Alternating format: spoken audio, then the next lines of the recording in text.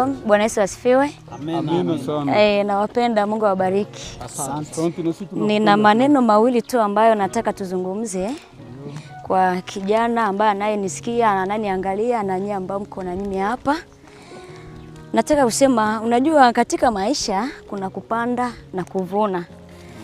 Biblia inatushauri kwamba chochote apandacho mtu ndicho atakachovuna. Unaweza kaniuliza hilo somo limetokea wapi? Utasoma hata pale kwa Wagalatia 6:7. Inasema msidanganyike, Mungu haziakiwi. Sasa mimi kuna kitu ambacho kimenipa changamoto kwa sisi vijana ambao kwa sasa vijana wa 2026. Ni kwa sababu ya gisi gani utafutaji wetu gisi ulivyo. Mafanikio yetu yamekuwa na sababu nyingi sana. Sasa hivi katika pita zangu kuna sehemu ambayo nilipita nikasikia uwe ange sana na vijana sasa hivi. Vijana wanakuwa na hela lakini unakuta yeye hana kazi. Vijana anakuwa na mafanikio makubwa lakini hana msaada. Sasa nilipouliza imetokana na nini? Wakaniambia kuwa imetokana na mambo ambayo wanakwenda wanajiingiza. Wapo watu wanaenda kulala makaburini, wapo watu wanatoa maisha ya watu, mtu akishakufa wanatoa viungo fulani wanaenda kuuza.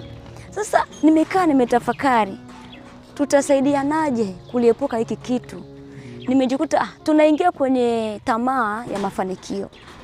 Sasa ushauri wangu ni kwamba ili tufanikiwe na tuwe na maisha mazuri yenye baraka, kwanza tuwaheshimu wazazi, baba na mama. Bwana Yesu asifiwe.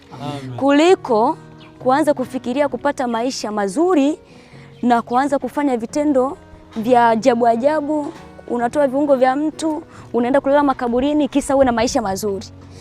Na hicho nimeona kimenisumbua sana. Nichukue nafasi angalau tuweze kuchakachua, tuweze kuongea mawili matatu. Sijui haya mambo ambayo yanapitika, sijui na nyinyi mnayasikia. Na kama mnayasikia, tuna hatua gani ambayo tunaweza kufanya? Sawa. Labda wakati yenu kuna mtu anaweza kauliza. Sawa. Mimi labda kwa uelewa wangu nimesema kuwa apandacho mtu ndicho atakachovuna. Sawa, katika kupanda kwanza kitu ninachokwenda ukiona ni subira. Tuwe na subira. Sababu utakapopanda lazima uwe na subira ili ufikie malengo ya kuvuna. Okay. Na hicho sio tu kwa Wakristo.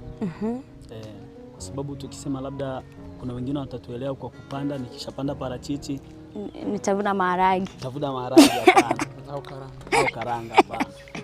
Hicho ambacho tunakipanda katika Mungu wetu ndicho tutakachokivuna hapo mbeleni. Na kila mtu atavuna kwa wakati wake. Ubarikiwe sana. Bwana Yesu asifiwe. Amen. Naona hilo ni jibu tosha sana. Tunatakiwa tujihadhari na yale mambo ambayo tunayofanya. Maana Biblia tayari ipo wazi. Inatuambia chochote apandacho mtu ndicho atakachovuna. Wakati tunakuwa tunatafuta pesa kwa njia zisizokuwa sawa, ina maana sisi tutarambulia umauti au tutavuna mauti. Kwa sababu yawezekana utaenda kufukua kaburi la mtu ambao huyo mtu na yeye ni mtu wa watu wengine ambao juu sana na wana uwezo wakakufanya kitu chochote kibaya baada ya kugundua wewe ndio umeweza kufanya vitendo kama na hivyo. Mwisho wa siku unapigwa mipanga au unauawa kwa risasi. Sasa mimi naweza nikashauri jamii au vijana wenzangu tusiwe na maisha ya haraka. Tusiwe na maisha ya haraka. Tunachotakiwa kwanza, baraka za kwanza ni zile ambazo tunaamuriwa na Biblia kuwa tuheshimu baba na mama zetu.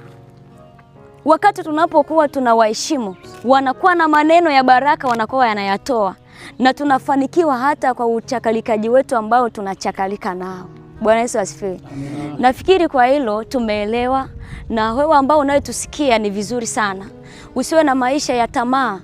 Ukiwa na tamaa itakupeleka pabaya. Ukiwa na maisha ya haraka itakupeleka pabaya.